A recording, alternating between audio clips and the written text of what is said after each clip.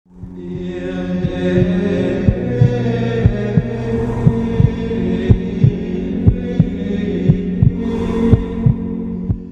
presidió el concilio y el que recibió la asignación como el primer ministro no fue Santiago, no fue Jacobo, fue Pedro. Entonces, tú ya habías aceptado que el líder de la iglesia neotestamentaria era Pedro. Entonces, el Pedro de la Biblia o el líder de la iglesia neotestamentaria tenía jurisdicción. Entonces, a mí me llama la atención que de repente, cuando ya se trata de los sucesores de Pedro, les quitas jurisdicción. Cuando si vas a ser consistente, tendrías que quitársela a todos los papas, incluyendo al primero. O bien, si quieres ser consistente de la manera histórica, tendrías que regresarle la jurisdicción, no solamente al Pedro de la Biblia, sino también a todos los sucesores de Pedro.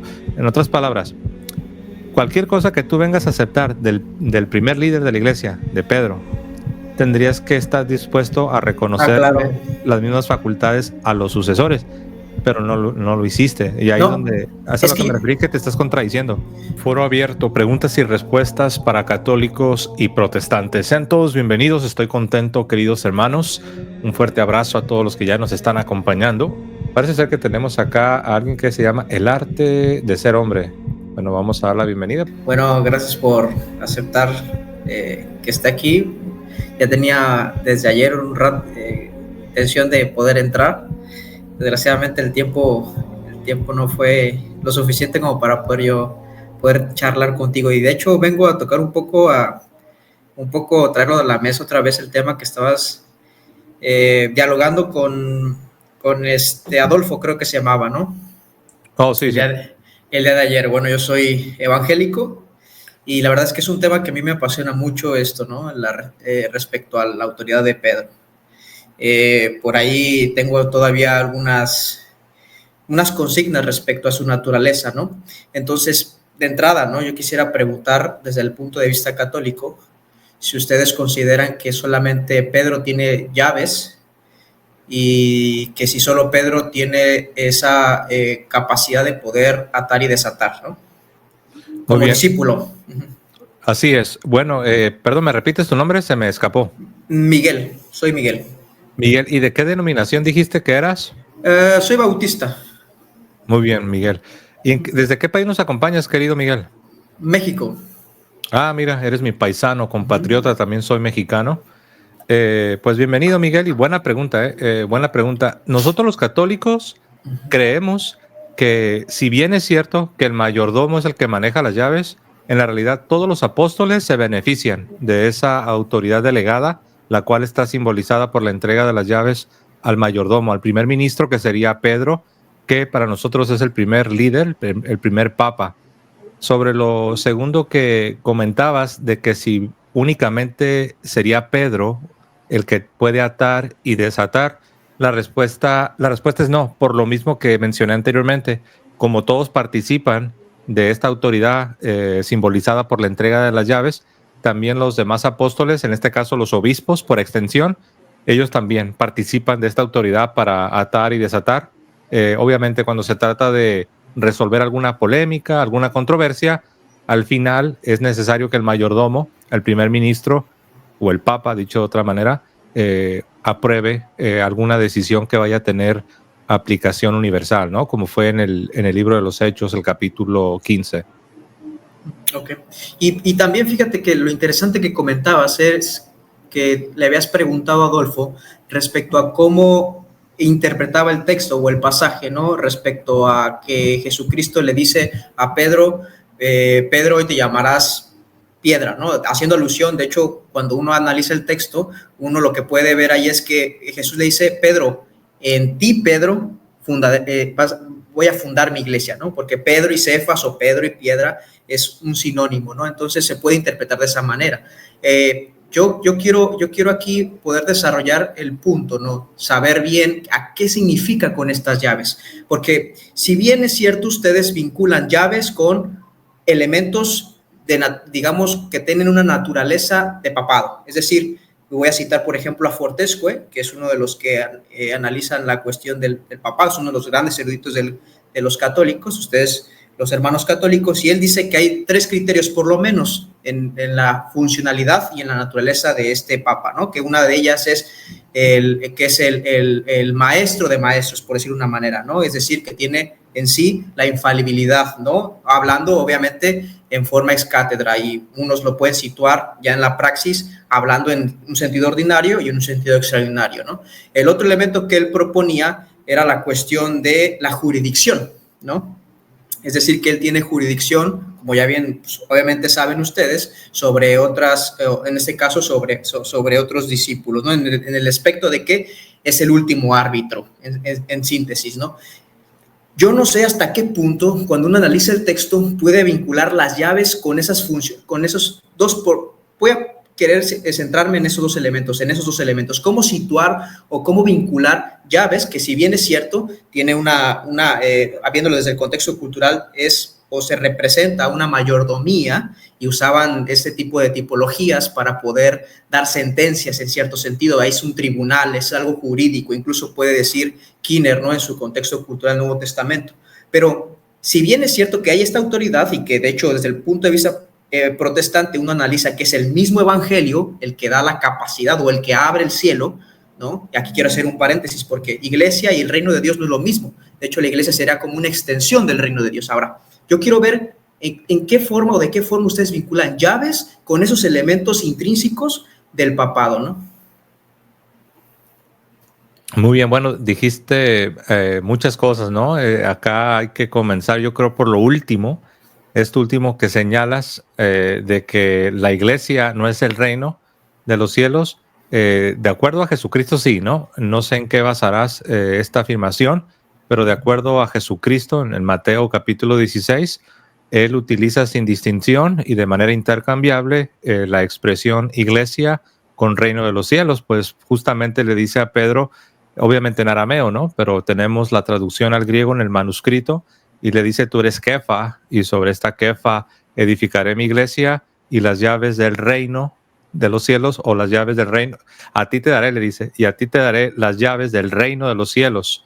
Entonces, claramente Jesús, sin escatimar nada en cuestión de segundos, utiliza de manera intercambiable la palabra iglesia con el reino de los cielos. Obviamente, ¿no? Si alguien me pregunta, cuando dices que la iglesia es el reino, ¿te refieres únicamente a la esfera terrenal, espacio-temporal?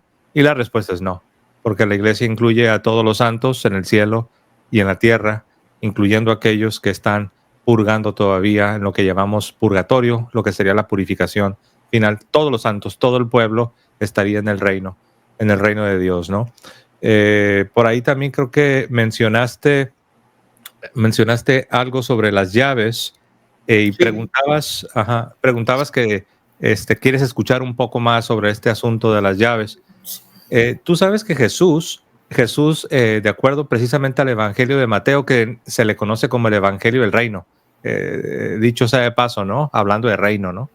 Este Evangelio, el Evangelio del Reino, precisamente porque las parábolas siempre se maneja como el reino de los cielos es semejante a, y el reino de los cielos es como, y siempre el reino de los cielos, y siempre se comienza con este prefacio, el reino de los cielos, y siempre lo que se termina describiendo es la vida de la iglesia.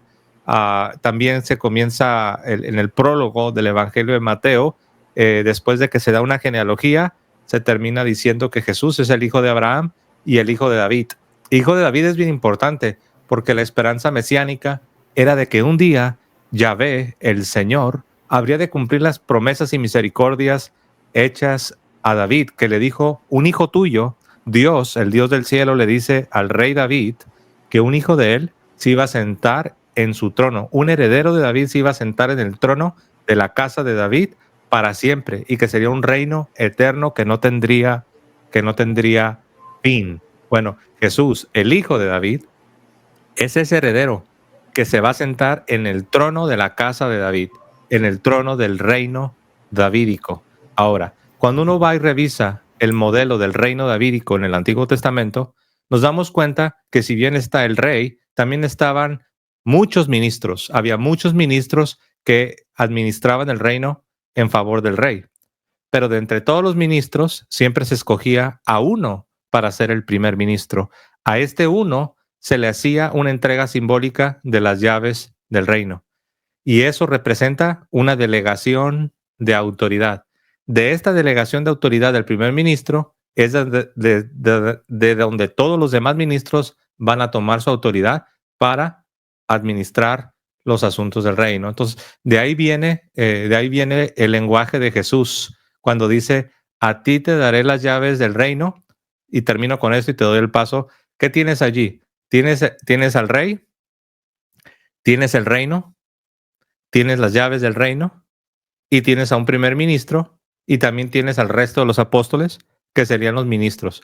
Entonces, aquí tenemos el reino davídico restaurado. Tenemos las promesas y las misericordias firmes hechas a David cumplidas en Mateo 16, 18 y 19. Mira, es muy interesante lo que dices, porque quiero hacerte una pregunta. Es que no logré entenderte.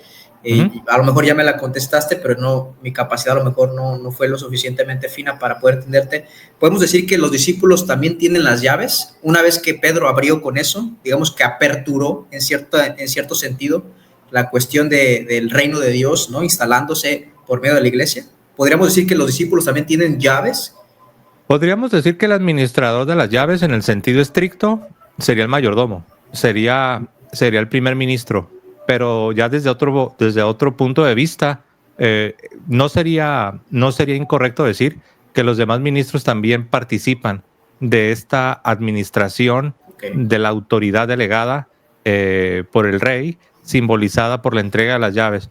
Entonces, yo diría que no es lo uno o lo otro, sino más bien son las dos cosas, pero cada una en su debido orden. Y te lo pregunto esto porque ayer le hiciste una pregunta atinadísima, Adolfo. Entonces, ¿cómo tú desarrollas o cómo aplicas la declaración de Jesucristo hacia Pedro, ¿no? como Cefas, en el desarrollo de la iglesia, o en el desarrollo del Nuevo Testamento, o en el desarrollo, digamos, de la iglesia primitiva? Y yo puedo ver o detectar en un evento, digamos, que fue la inauguración de la iglesia, que es decir, el día de Pentecostés, que si bien el capítulo 2 menciona que a todos los discípulos se les dio el Espíritu Santo, más abajo dirá que Pedro entre los 11 se levanta, ¿no? Y predica el evangelio. Entonces, yo esa pregunta la tomo porque la aplicación que yo le puedo dar ciertamente es que Pedro fue el vehículo para abrir el cielo, ¿no? Pues de alguna manera, a través del evangelio, y eso creo que ha sido la aplicación que el protestantismo, digamos, más académico le ha hecho al pasaje, ¿no? de Cristo, de la declaración de Pedro, ¿no? Sobre que Jesús es el Cristo, ¿no? Entonces, podemos ver ese evento que es donde el Espíritu Santo desciende y que le da la capacidad a todos los discípulos, porque dice el pasaje que se lo da a los apóstoles, a los discípulos en ese momento, para que puedan ellos, en el nombre de Jesucristo, poder predicar. Ciertamente Pedro se levanta, ¿no? Y digamos, es el que predica a las multitudes. Ahora, después hay otra cosa curiosa, es que dice que también todos los discípulos enseñaron y bautizaron, ¿no? Inmediatamente a toda esa multitud. Entonces, sí yo puedo incluso aceptar, desde el punto de vista protestante, querido hermano, que ciertamente Pedro se le delegó, pero que su ejecución se dio en el día de Pentecostés. Por ende, desde la propia digamos, consistencia del desarrollo bíblico, puedo ver que ese despliegue o esas llaves o eso atar y desatar también la poseen los discípulos en el mismo nivel, porque después de ahí o posterior a ese evento, ¿no? Cuando la iglesia incluso va creciendo, ya no puedo yo constatar, digamos, desde el punto de vista bíblico, no estoy ahorita entrando en el punto de vista histórico, desde el punto de vista bíblico, un énfasis en ese Pedro, digamos, con la capacidad o con los elementos o con la naturaleza o con las descripciones de las cuales el católico le atribuye al Papa, infalibilidad y jurisdicción sobre otros, en este caso sobre otros discípulos. Sí, así es. Los apóstoles también participan de esta autoridad representada por la entrega de las llaves. Esto es algo que la Iglesia Católica afirma. Pero no porque todos participen de esta autoridad delegada por el rey, no se sigue que todos tienen la misma función.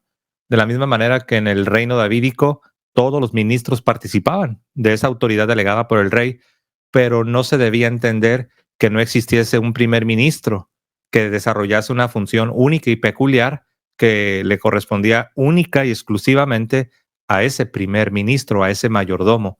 Lo mismo es en el reino de Dios, que es la iglesia. ¿Hay muchos ministros? Sí. ¿Participan todos de la autoridad? Sí. ¿Son todos apóstoles? Sí. ¿Tienen todos dignidad apostólica? Sí. ¿Tienen todos la misma función? Y ahí la respuesta es no. ¿Por qué? Porque Jesucristo, a imitación del reino davídico, instituye a un primer ministro.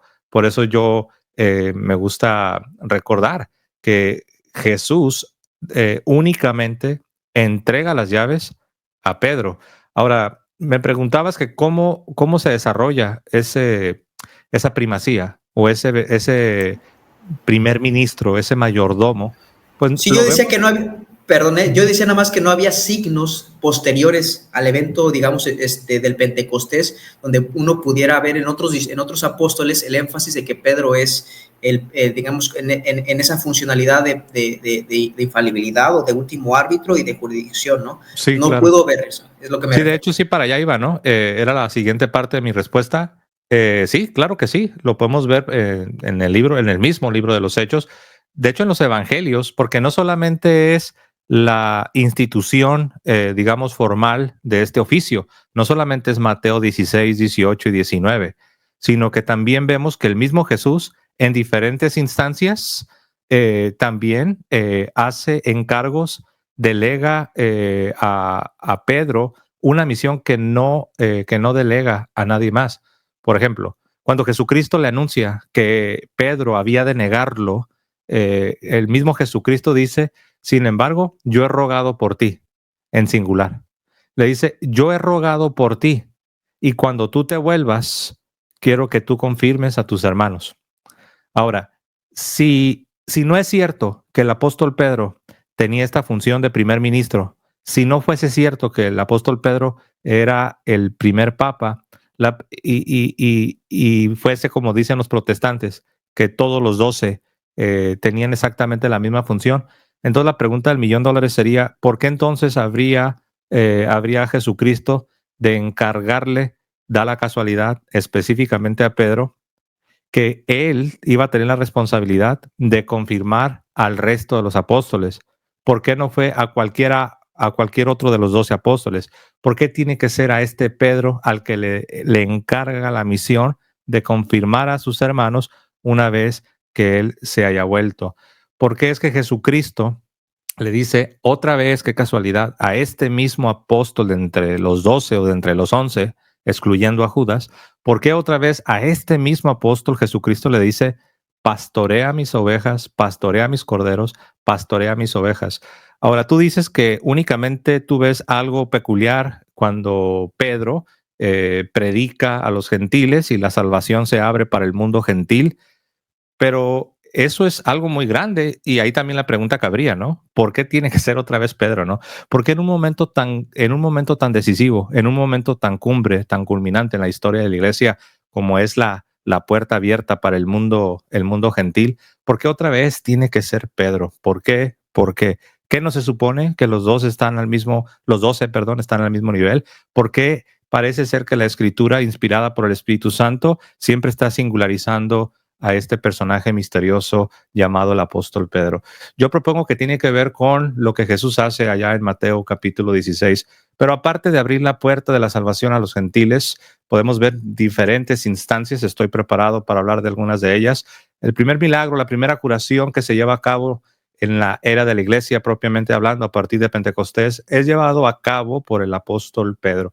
Nosotros podemos ver cómo Dios usa a Pedro para llevar a cabo la primera curación, el primer milagro en lo que es la era de la iglesia propiamente hablando, después del Pentecostés.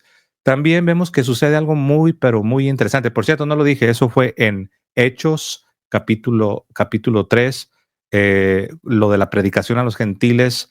También lo vemos en Hechos, en el libro de los Hechos. Pero también hay algo bien interesante, que la primera instancia donde la iglesia aplica la disciplina, que es parte de lo que conlleva las llaves, eso de atar y desatar, tiene que ver con gobierno, tiene que ver con disciplina, tiene que ver con leyes, con permitir, con prohibir, tiene que ver con, simplemente en una palabra, tiene que ver con gobierno. Vemos que cuando se disciplina a la primera persona, al primer hereje, de hecho, fue Pedro el que administró esta disciplina.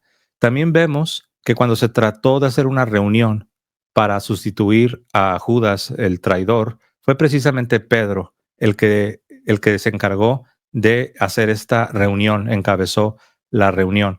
También fue Pedro el que recibió a los primeros conversos en el libro de los Hechos, al capítulo 2. También fue Pedro el que bautizó a los primeros gentiles. No solamente les predicó, sino también fue el que bautizó al primer gentil, a Cornelio.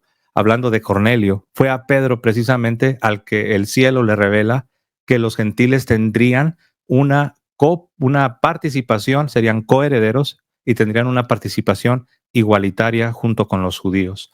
Y podemos continuar. Cuando vino la primera gran herejía que azotó la iglesia, que Pablo, con todos sus esfuerzos, no pudo frenar esta herejía, la herejía judaizante, a pesar de que Pablo tenía la verdad, tenía la sana doctrina, a pesar de que Pablo los refutó repetidas veces, pero la controversia creció, a tal grado que se tuvieron que apelar a Roma, a Jerusalén, porque en ese momento él estaba en Jerusalén.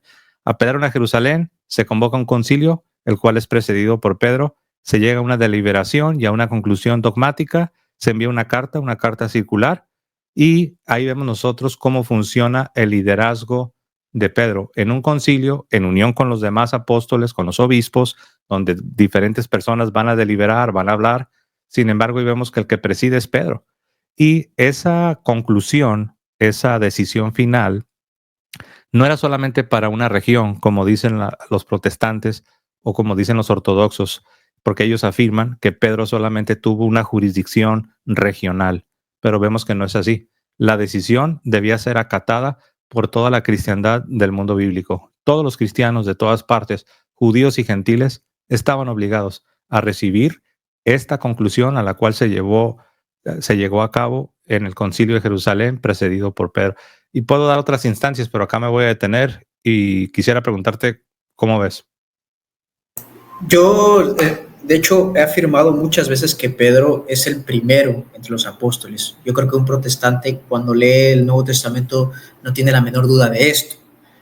Obviamente yo también podré decir en esos casos particulares que a Juan se le dice el discípulo amado, que a Juan se le dio la última revelación, ¿no? Pública en cierto sentido, porque fue lo último que recibimos, y puedo ver en ciertos el apóstol Pablo dado a los gentiles. Entonces cada quien sí tiene su particularidad. En efecto, Pedro tuvo la suya, tuvo excesivamente particularidades, ¿no? Ahora, ciertamente en el Concilio de Jerusalén pasa algo curioso, porque si bien es cierto, Pedro es el que precede, ¿no? El que prescinde, ¿no? En ese caso de prescindir, de poder dirigir, ¿no? Ciertamente el que define bien es Santiago, porque incluso él da ciertos elementos al último del concilio de decir que comer y no que comer. O sea, el que explicita lo que ya había dicho curiosamente Pedro es el mismo apóstol Santiago. Entonces me parece curioso porque ciertamente hay un liderazgo. De hecho, el cristianismo siempre creo que Juan, Jacobo y Pedro siempre han sido, no voy a decir para que nadie se ofenda, pero pues los favoritos de Jesús en cierto sentido, porque incluso a ellos se les mostró la cuestión de la transfiguración, ¿no? Que era una cuestión muy, muy importante y particular donde se daba testimonio del propio Jesús como hijo de Dios. Entonces, yo sí puedo ver eso, pero no alcanzo, y esto no es para... Ayer yo rescato mucho lo que dice Adolfo, no es para discutir o para salir mal, no viene nadie aquí a refutar nada, simplemente a plantear de que no sigo viendo en la escritura, no puedo leer en la escritura una medida autoritativa, no en el sentido peyorativo del término, sino en el sentido real, ¿no? De tener esa capacidad de poder gobernar a otros discípulos, donde Pedro se haya hecho presente, ¿no? Es decir, crean esto y no crean esto. Entonces, eso es lo que a mí me surge cierta duda, ¿no? Respecto a si realmente en la iglesia primitiva Pedro se le vio con esos elementos que ahora la Iglesia Católica define como el papado, ¿no? Entonces, por último, para darte la palabra, ¿no? Entonces, yo a qué conclusión llego es al hecho de que en ese momento del Pentecostés se cumple a cabalidad, ¿no? En cierto sentido, a cabalidad, la afirmación de Pedro hacia Jesús y obviamente la promesa de Jesús hacia Pedro, ¿no? Entonces, no sé qué te parece esto. Muy bien. Bueno, yo no sé cómo llegaste a la conclusión de que no fue el apóstol Pedro el que en el concilio de Jerusalén del libro de los Hechos, capítulo 15, no sé cómo llegas a la conclusión de que no fue Pedro el que dio el argumento que sentó la base teológica para la deliberación, para el veredicto, para la conclusión. La razón por la que digo esto es porque, y lo leo textualmente, el libro de los Hechos, capítulo 15, voy a leer a partir del verso 6 en adelante, dice así: y se reunieron los apóstoles y los ancianos para conocer de este asunto. Y después de haber tenido mucha discusión, nótese que acá están los apóstoles, están los ancianos, están todos, y dice así: después de haber tenido mucha discusión, Pedro se levantó y les dijo. Nosotros sabemos que ese lenguaje de un líder levantándose tiene que ver con gobierno, tiene que ver con orden, porque vemos que en diferentes pasajes de la Escritura, por ejemplo, también se dice si no me equivoco, es del rey David, que en un contexto de gobierno también dice que el rey se levantó, significa que alguien tiene que poner al final una decisión, porque dice así: y se reunieron los apóstoles y los ancianos para conocer de este asunto. Y después de mucha discusión, Pedro se levantó y les dijo: varones hermanos, vosotros sabéis cómo ya hace algún tiempo Dios me escogió para que los gentiles oyesen por mi boca la palabra del evangelio y creyesen. Y Dios, que conoce los corazones, dio testimonio, dándoles el Espíritu Santo al igual que a nosotros. Y Dios no hizo ninguna diferencia entre nosotros y ellos, sino que les purificó por la fe sus corazones. Y luego dice Pedro: ahora pues, por lo tanto, ¿por qué tentáis a Dios poniendo sobre la cerviz de los discípulos, sobre esta parte de acá, un yugo, dice, un yugo tan pesado que ni nuestros padres ni nosotros hemos podido llevar? Antes creemos que por la gracia del Señor Jesús seremos salvos de igual modo que ellos. Ahora, ¿por qué digo que esta es la base que está sentando el fundamento teológico para llegar a la decisión final? Eh, lo digo por lo siguiente. La herejía que estaban combatiendo era la herejía judaizante. Y los judaizantes, ellos afirmaban que los gentiles debían ser circuncidados y debían someterse a los preceptos de la ley mosaica. Es decir, las leyes dietéticas, rituales, los días de fiesta, todo esto, ¿no? Entonces, obviamente el judaizante creía eso porque veía al gentil, al convertido del mundo pagano, lo veía hacia abajo, ¿no? Lo veía como que no estaban purificados, no estaban puros. Y Pedro desbarata este argumento diciendo: recuerden que Dios me escogió para que por mi boca los gentiles oyesen la predicación del evangelio y creyesen, y Dios les purificó los corazones por la fe. Y Dios no hizo ninguna diferencia. Lo mismo que nosotros hemos recibido la gracia, ellos la han recibido, de modo que estamos todos en el mismo barco. Entonces, esto es lo que realmente está refutando. Si alguien me pregunta: José, ¿puedes decirme cuál argumento del libro de los Hechos es el que viene a tumbar al suelo la herejía judaizante? Pues la respuesta la hemos escuchado. Ahora quiero leer algo más porque aquí no termina. No se debe pensar que en los concilios únicamente el que habla es el Papa. No se debe pensar que el único que va a deliberar, el único experto y erudito o que va a traer argumentos a la mesa, no se debe pensar que el único es el Papa, porque si seguimos leyendo, nosotros vamos a encontrar lo siguiente. Y acá voy a ir al verso 12. Dice: entonces, fíjate qué interesante, después de esta argumentación de Pedro, entonces, y solo hasta entonces, la multitud cayó. Y procedieron a escuchar a Bernabé y a Pablo, que contaban cuán grandes señales y maravillas había hecho Dios por medio de ellos entre los gentiles. Y cuando y cuando ellos callaron, cuando terminaron de hablar, Jacobo o Santiago respondió diciendo. Ahora, alguno dirá: mira qué interesante, ¿por qué tiene que ser Jacobo el que toma la palabra? ¿Por qué no fue algún otro de los apóstoles? ¿Por qué tiene que ser? Porque entendemos que Pablo hablase y Bernabé, porque ellos eran los misioneros que andaban en el mundo gentil, ellos eran los que se habían enfrentado a los judaizantes. Eso se entiende, pero ¿por qué acá dice que Jacobo después interviene? Y la respuesta es sencilla. Esos judaizantes procedían de la diócesis de Jacobo, de la región de Jacobo. Incluso esos judaizantes se presentaban como si hubiesen sido enviados por Jacobo. Siempre cuando uno ve en el contexto de los judaizantes, siempre dice unos que venían de Judea, unos que venían de Jacobo y así, ¿no? Siempre ellos se presentaban como que venían de Jacobo. Pero ve lo que dice Jacobo. Por eso es importante que Jacobo haya tomado la palabra. Jacobo, ¿por qué es importante? Porque él era el obispo. Él era el obispo en esta región de Jerusalén. ¿Y qué dijo Jacobo? Dice así: y cuando ellos callaron, Jacobo respondió diciendo: varones hermanos, oídme. Simón ha contado cómo Dios visitó por primera vez a los gentiles para tomar de ellos pueblo para su nombre. Y con esto concuerdan las palabras de los profetas, como está escrito: después de esto volveré y reedificaré el tabernáculo de David que está caído, y repararé sus ruinas y lo volveré a levantar. Está hablando de la restauración del tabernáculo davídico, del reino davídico, para que el resto de los hombres busque al Señor, y todos los gentiles sobre los cuales es invocado mi nombre, dice el Señor, que hace conocer todo esto desde tiempos antiguos. Y luego termina acá diciendo: por lo cual yo juzgo que no se inquiete a los gentiles que se convierten a Dios, sino que se les escriba que se aparten de las contaminaciones, de los ídolos, de fornicación, de ahogado y de sangre.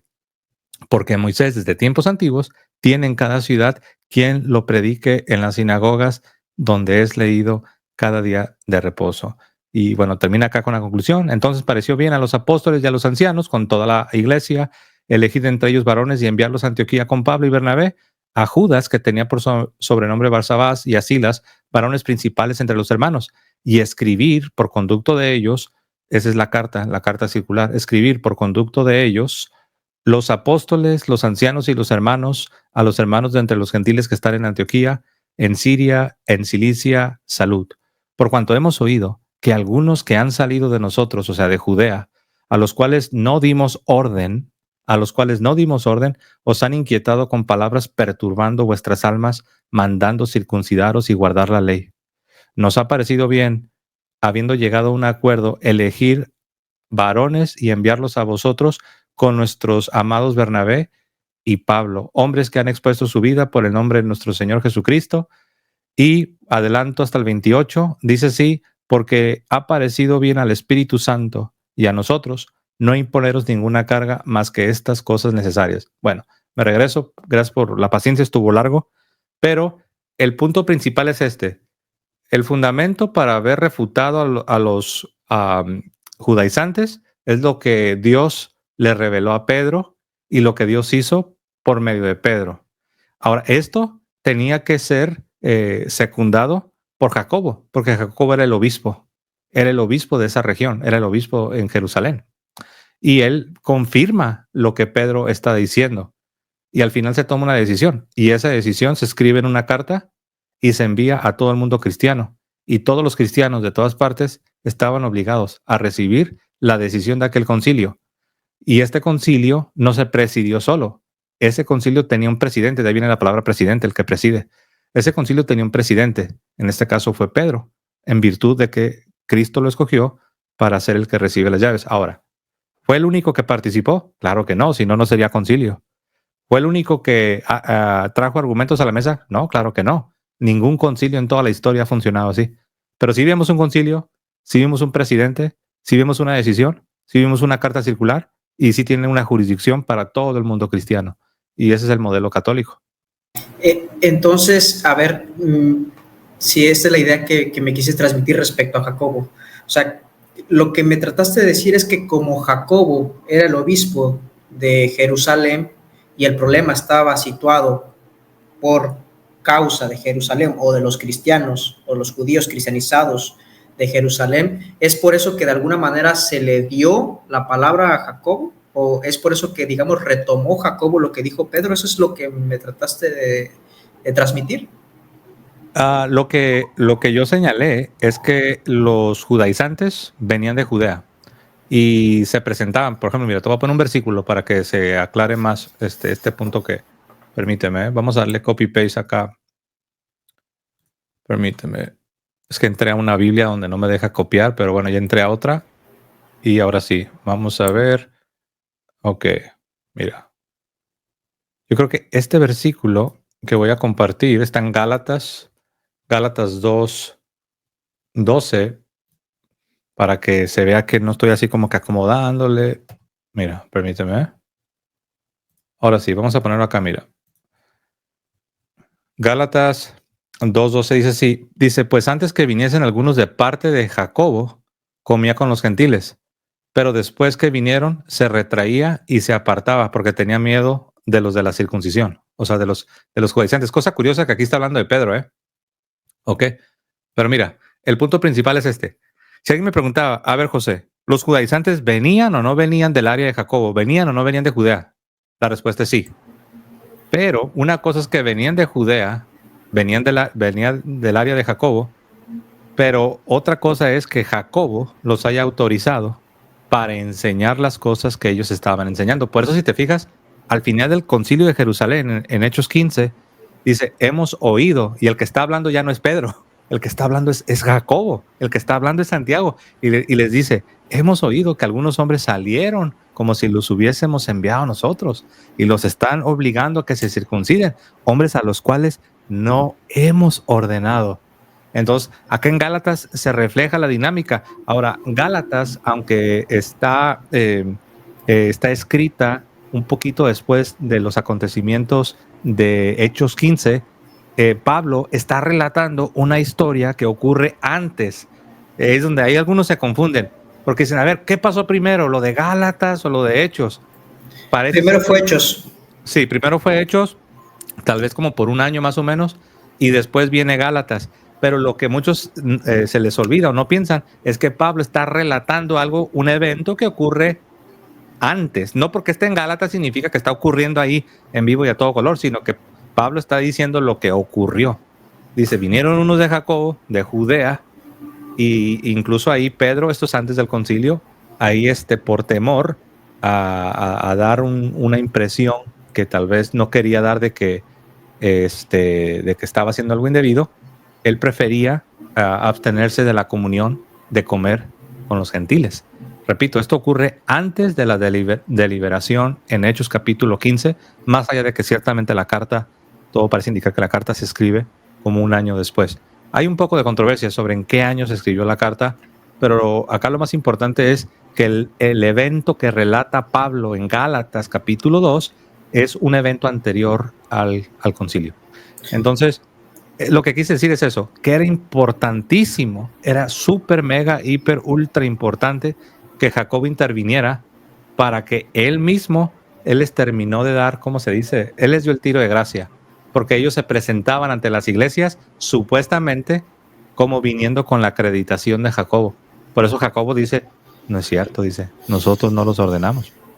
Y fíjate, yo más bien pienso, y esta es la opinión por algo que te voy a comentar ahorita, ¿no? Jacobo se levanta en el concilio por su autoridad, más que de alguna manera por defender su nombre, ¿no? Hablando en términos muy llanos y muy simples. Porque si hay que recordar algo, yo creo que tú lo tienes bien presente también eso, hermano, es que había algo que se le conocía como la diáspora. De hecho, aquellos que presentan que digamos que escuchan el evangelio por primera vez de la boca del apóstol Pedro, eran en su mayoría judíos que iban y que subieron a Jerusalén para celebrar la Pascua, ¿no? Entonces, vemos un evento especial porque, de hecho, el problema que tuvo Pablo dentro de su recorrido y dentro de su ministerio gentil fue de judíos en la diáspora, concentrado en esas ciudades que se habían cristianizado y que querían, como bien dices, ese es el punto del concilio, de hecho, es decir, que la ley, las obras de la ley ya no son necesarias, ¿no?, para estar unidos a Cristo. Entonces, yo más bien ahí lo que yo veo en ese punto es que hay una autoridad de por sí, ¿no?, o en sí del apóstol Jacobo, del apóstol Santiago, por su propia naturaleza, es decir, porque tenía la autoridad, y yo veo que ahí incluso él dice, considero, porque es muy importante lo que él dice cuando se le da la palabra, ¿no? Dice Dice así, por tanto, yo considero que debemos dejarles poner trabas a los no judíos que se convierten a Dios. Ciertamente, yo no estoy diciendo que Jacobo fue el primero, ¿no? Y que estuvo liderando el concilio. Yo lo que digo es que hubo entre Jacobo y Pedro una misma dirección, y que el problema antaño no era si Jacobo había enviado a ciertos judíos, sino que dentro de la propia naturaleza de la religión judía, de estos judíos dispersos, ¿no? La conocida como la diáspora, estaban enseñando que debían practicar las obras de la ley para poder ser, en este caso, poder unirse a Cristo, ¿no? Y obviamente lo que dices es correcto, ¿no? Hablaban de las cuestiones dietéticas, de la circuncisión, etcétera, ¿no? Entonces, me parece que desde el ente que yo lo veo es que Jacobo, y esto es algo muy trivial ya, porque está sujeto a decir, bueno, es mi interpretación o es tu interpretación, y pues tratar de desarrollar eso, yo creo que desde mi punto de vista no tiene mucho sentido, ¿no?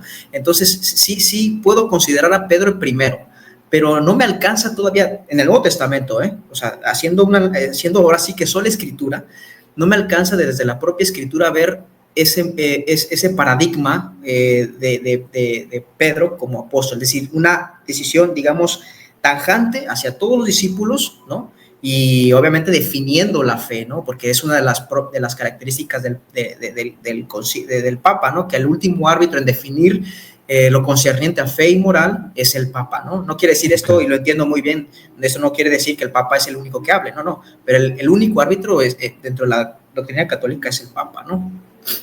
Sí, de hecho, el pasaje de los Hechos, el pasaje de Hechos 15, no es tanto para mostrar la primacía, para serte sincero. Si tú me preguntases, José, ¿cuál es el propósito principal de traer a la mesa Hechos 15? Mi respuesta, o si tú me preguntases, José, ¿para qué traes Hechos 15? ¿Estás intentando mostrar la primacía únicamente por este pasaje de Hechos 15? No, es para ver ya el funcionamiento, es cómo se ve el oficio del primer ministro en la práctica, ¿no? En una necesidad concreta. Porque para probar la primacía, todo está fundamentado en Mateo. En Mateo 16, 18 y 19, particularmente el 19, ahí está la primacía. En Hechos 15, lo único que vemos es cómo se supone que funciona bíblicamente hablando el Papa. ¿Cómo se supone que funciona bíblicamente hablando ese primer ministro que Jesús escoge y que le entrega las llaves? Pero ese es el propósito, mostrar un ejemplo súper concreto, un ejemplo clásico de cómo funciona el primer ministro. Pero la institución, lo que sienta las bases para decir que Pedro es este primer ministro, es Mateo 16, 18 y 19. Ahora, sobre la intervención de Jacobo, sí, yo estoy de acuerdo contigo, que Jacobo, ningún apóstol necesitaba pedirle permiso a Pedro para poder definir doctrina o tener cierta autoridad. Eso es lo que yo veo. No tanto para definir doctrina, porque eso típicamente se hace en concilios, pero para poder funcionar como apóstoles, ellos no necesitan pedir permiso al apóstol Pedro para poder funcionar como apóstoles. Ya para definir doctrina, pues de hecho el pasaje que estamos viendo, el pasaje en vista, Hechos 15, es un ejemplo que prueba cómo se define doctrina, porque ese era el propósito, definir con todas sus letras cómo vamos a interactuar con esta idea de los judaizantes, ¿no? Ahora, la intervención de Jacobo, porque mira, yo te pregunto, ¿me recuerdas tu nombre? Se me escapa tu nombre, perdón. Miguel. Miguel, ¿no hay manera de que puedas mover tu cámara un poco? Porque te estoy tapando con los comentarios. Un poquitín, no tiene que ser mucho para no taparte con los comentarios. No sé si ¿Está bien? Sí. Ahí está, sí, ahí estás mejor, sí, para no taparte con los comentarios. Ok, porque mira, ¿cuántos apóstoles había en ese concilio de Jerusalén? ¿Sabes? El pasaje no lo determina, o sea, no lo dice de manera explícita. Pero haciendo la inferencia, porque tú y yo sabemos cuántos apóstoles eran, ¿no? Sí.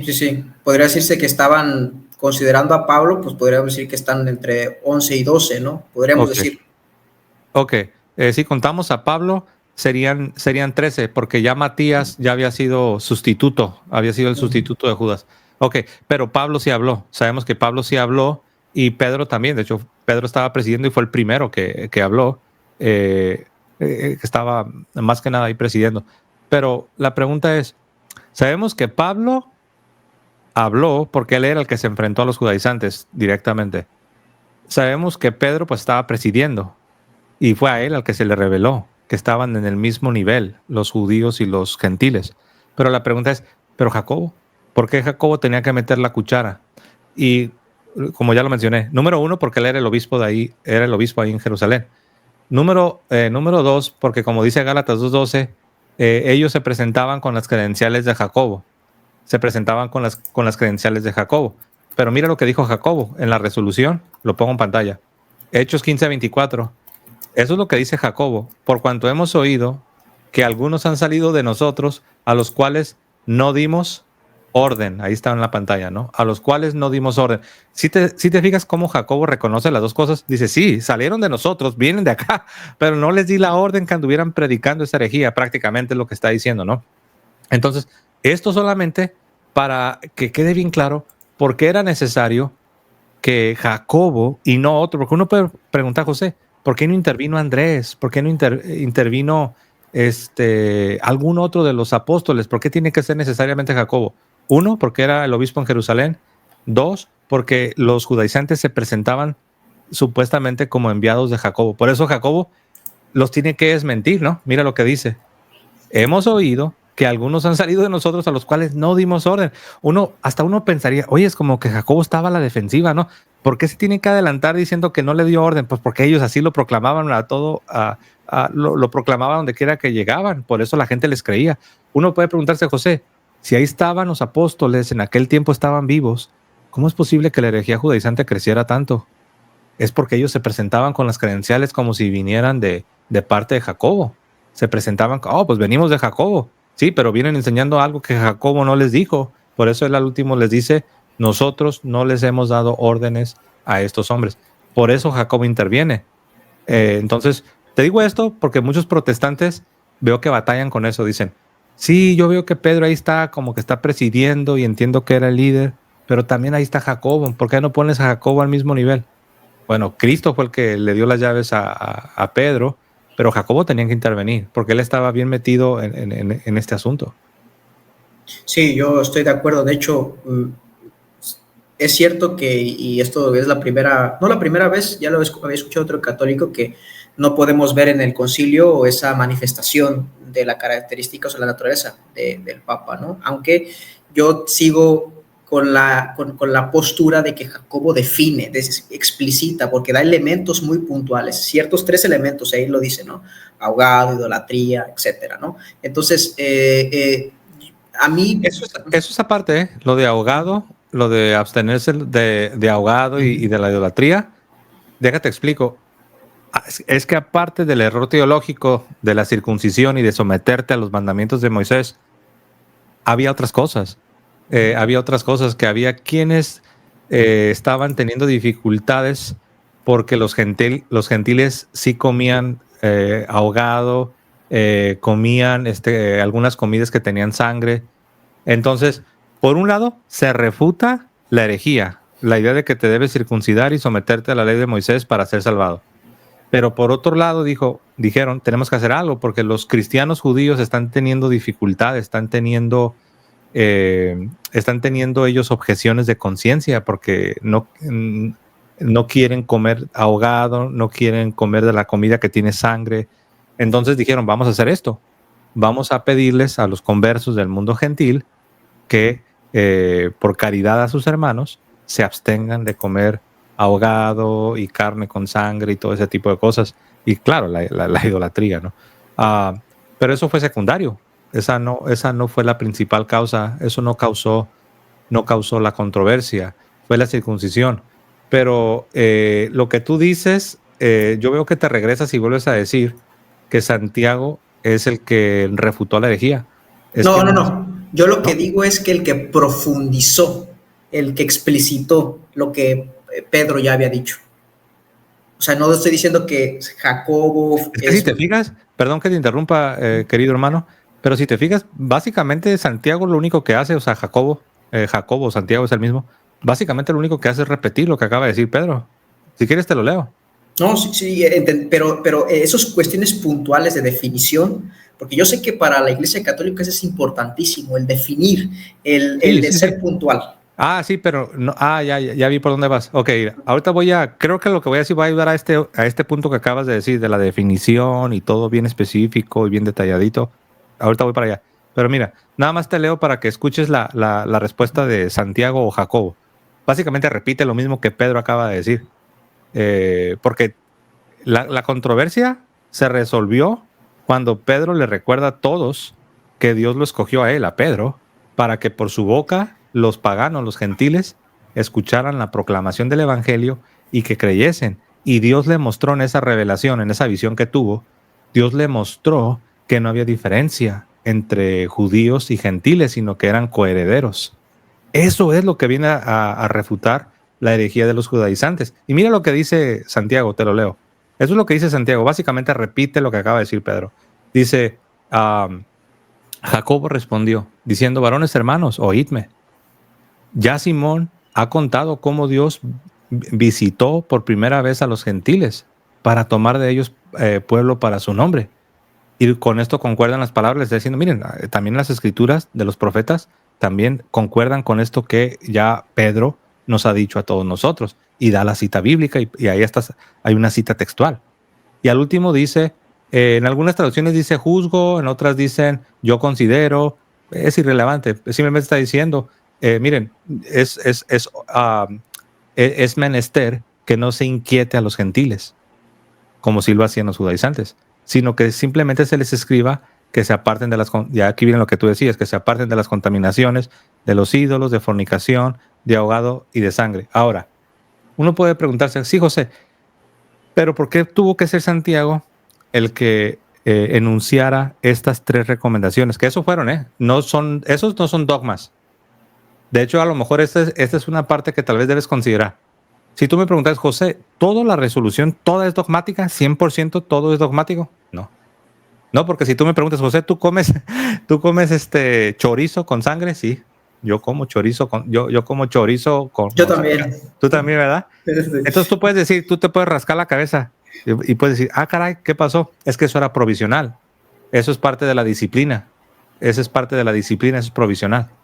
Entonces, esta disciplina, y era importante, menester que Santiago ahí entrara, porque las quejas que le llegaban a él, como el obispo de Jerusalén, de parte de los judíos cristianos, era de que, es que mira, la gente se está convirtiendo, los gentiles se están convirtiendo, pero están comiendo carne con sangre, están comiendo ahogado, están comiendo carne sacrificada a los ídolos. Eso nos estorba, no podemos, haz algo, por favor. Entonces él dice, ¿sabes qué? Sí, necesitamos pedirle a los gentiles que ellos se pongan las pilas, que sean caritativos, y aunque no es pecado, pero que se abstengan, como dice Pablo, después te acuerdas en Romanos 14, donde dice que si tú eres maduro y tú entiendes que tú puedes comer carne, La libertad. la libertad, ¿no? Dice que si tú comes carne enfrente de los que dicen que no comas carne, dicen que tú con tu libertad los estás lastimando. Y dice Pablo, y ya no andas en caridad, tú ya no andas en caridad, tú nada más, tú dices, ¿qué me importa? Yo estoy convencido que no hay problema con comer carne. Ellos ni modo débil, ellos son unos débiles, son unos indoctos. Falta Y de dice Pablo, espiritualidad. claro, Pablo dice, andas mal, mi chavo, porque ya no andas en la caridad, ¿no? Sí, de adelante, te escucho. Entonces sí, eso fue lo que pasó. Por eso es que, pero básicamente Santiago, en cuanto a la parte teológica, repite lo que dijo Pedro. Y al último es cierto. Él dice, vamos a recomendarles que se abstengan de carne, de ahogado y de esto, ¿no? Entonces, pero no, ahí el argumento teológico que puso en bancarrota a la herejía judaizante fue lo que Dios le había mostrado a Pedro. ¿Te acuerdas de la visión de ese lienzo, de esa sábana que se desenrollaba del cielo y aparecían todos los animales cuadrúpedos y de puros animales impuros, puros animales que para un judío era algo aberrante, algo así como que repudiable? Entonces, ponte a pensar, wow, tú puedes decir, es cierto, ¿no? Era algo repudiable para el judío. ¿Y cómo es posible que una visión del cielo traiga estos animales y se los aviente en la cara a Pedro, ¿no? O sea, era para decirle, hey, no llames inmundo lo que yo he santificado. no llames inmundo lo que yo he santificado. Y esa fue la base. Así fue como se refutó a los judaizantes. Quiero hacer rápidamente un ejercicio. Si nosotros pudiéramos encapsular, y no quiero comprometerte, y si igual si me permites el ejercicio, y si no, pues también no importa, no pasa nada. Si pudiéramos encapsular la declaración o la afirmación que hace Pedro de Jesucristo y digamos, y la respuesta de Jesús y dándole este estatus, si pudiéramos encapsular, tú puedes ver el Nuevo Testamento, una vez que me dijiste que en el concilio no se ve tampoco de manera muy desarrollada la naturaleza del Papa o de la naturaleza pudiéramos decir... Solo para que quede bien claro, lo que dije es que la primacía de Pedro no se fundamenta en Hechos 15, sino que lo que dije es que en Hechos 15 lo que vemos es el ejercicio. Vemos el ejercicio práctico de esta primacía. O sea, sí está ahí presente, repito, el ejercicio, pero nunca usamos Hechos 15 como la fundación del oficio del Papa. Eso está en Mateo 16, 18. Ok. Entonces, reformulando, entonces, con esa declaración, con ese concilio y lo que vemos posteriormente en el desarrollo de la iglesia primitiva, tú puedes ver de manera, voy a decir, evidente en el Nuevo Testamento, esa primacía tanto de jurisdicción, como lo declara el pastor Eternus, y como la definición última, si se quiere ver así, ¿no? Como el último maestro. Sabemos que el maestro es Jesucristo, sí. Yo creo que le estoy usando el lenguaje católico, ¿no? ¿Se puede ver de manera evidente eso en el Nuevo Testamento? Sí, lo podemos ver en Lucas 22:32. En Lucas 22:32 lo que tenemos es Jesucristo pidiéndole, comisionándole a Pedro que una vez que él sea restaurado, porque le está diciendo, hey, tú me vas a negar, pero yo he rogado por ti. Para empezar, en el griego es un singular. Cuando le dice he rogado por ti, se está dirigiendo a Pedro. Claro, ¿no? Es el interlocutor. Y le dice, pero yo he rogado por ti, Pedro. Uno puede decir, caray, qué interesante, ¿no? Pero ¿por qué le dice, he rogado por ti? ¿Por qué no le dijo, pero yo he rogado por todos? Porque mira, si yo te preguntara, hermano, si yo te preguntara, al final del día, ¿quién terminó abandonando a Jesús? ¿Solo Pedro o fueron todos? Todos, nada más se quedó Juan, me parece. Al último Juan, ¿verdad? Aparece al pie de la cruz, ¿no? Con la Virgen María, así es. Pero fueron todos. Entonces uno diría, ¿qué nos haría natural esperar que Jesús dijera, pero yo he rogado por ustedes, para que ustedes sean restaurados? Pero es bien interesante que singulariza a Pedro y le dice, pero yo he rogado por ti, Pedro. Y una vez que tú te vuelvas, para que tú confirmes a tus hermanos. Entonces, mira, aquí tenemos en miniatura, querido hermano, tenemos en miniatura a toda la cristiandad representada en los apóstoles. Entonces tienes a toda la cristiandad en miniatura representada por los apóstoles que si bien lo iban a abandonar, después iban a ser restaurados. Y estos apóstoles que representan a la cristiandad en miniatura, en semilla, habían de ser confirmados por nada más y nada menos que Pedro, por encargo divino, por encargo de Jesús. Entonces ahí yo veo jurisdicción de alcances y de proporciones universales. También en el pasaje que estuvimos analizando, en Hechos capítulo 15, veo también en ejercicio veo a este primer ministro, a este papa, el apóstol Pedro, veo que en este concilio precedido por él, se llega a un veredicto. Y ese veredicto tiene alcances, tiene proporciones universales. Entonces, tanto acá en Lucas 22:32 como acá en Hechos capítulo 15, las dos eventualidades apuntan no hacia una región, no hacia una localidad, sino a algo de proporciones universales. ¿Cómo ves? Fíjate que lo que dices es bien interesante porque, a ver, yo puedo entender y puedo aceptar incluso un primado en cuestión de los apóstoles, no me estoy remontando a la historia, un primado de honor, ¿no? Habría que ver cuál es la distinción, ¿no? De un primado ontológicamente, la de un primado de honor y un primado jurisdiccional, ¿no? Yo podría interpretar ese pasaje de apacienta mis ovejas como el primero, obviamente, ¿no? Como el primer pastor, pero que no necesariamente, o sea, que no implica una autoridad en el sentido jurisdiccional, ¿no? Una autoridad digamos, por encima, ¿no?, de otros apóstoles, ¿no? Y tampoco puedo ver ahí como el maestro, el último maestro de los apóstoles, ¿no?, en cuestión de que es el último que define. Yo sé que tú has leído la cuestión de las llaves, porque lo tienes, por lo que te escucho, lo has profundizado mucho, y tú sabes que eso también se remontaba a una cuestión de tribunales, de dictámenes, ¿no? En este caso, condenar o reivindicar, ¿no? ¿Sabes? Perdón, ahorita antes de que brinquemos, que no se te olvide lo que vas a decir, para que no se te olvide la idea que viene, pero antes de que vayamos allá, ¿sabes? Sobre esto que dices que sí puedes ver una primacía, pero sería una primacía de honor y no de jurisdicción. El católico ve las dos cosas. El católico ve primacía ciertamente de honor, pero también ve primacía de jurisdicción. Y algo interesante, voy a referenciar algo que puedes ver en la historia cuando tengas tiempo y después voy a hacerte un comentario mío propio. Quiero referenciarte que si tú vas a lo que es la historia de la iglesia y tú ves las instancias en las que se habla de honor, siempre que se habla de honor, ya sea del honor de un patriarca, el honor de un obispo, siempre tiene que ver con autoridad para legislar. O sea, en la historia de la iglesia es imposible que vayas a encontrar que un obispo, que un patriarca o que un papa tenga honor, pero que no tenga jurisdicción para legislar. Eso no existe. En la historia de la iglesia, separar estas nociones, crear una dicotomía entre primacía de honor y primacía de jurisdicción, simple y sencillamente brilla por su ausencia en lo que es la historia de la iglesia. Siempre necesariamente a nivel obispo, a nivel patriarca o a nivel papa, siempre el honor implica jurisdicción para poder legislar, para poder gobernar. En otras palabras, una primacía de honor que esté carente de jurisdicción y legislación no es ni primacía ni es honor. Entonces, eso es lo que te quería señalar, y un comentario mío que te quiero hacer es que el ejercicio que hace Pedro en Hechos 15 no solamente es de honor, de que le dieron la palabra porque pues Jesús lo escogió, sino que también la decisión que sale de este concilio tiene jurisdicción, y no solo local, no solamente era para Jerusalén, sino que era una decisión que todos los cristianos de todo el mundo del primer siglo, del mundo cristiano del primer siglo, todos tenían que obedecer esa decisión. Entonces sí son las dos cosas, primacía de honor y primacía de jurisdicción.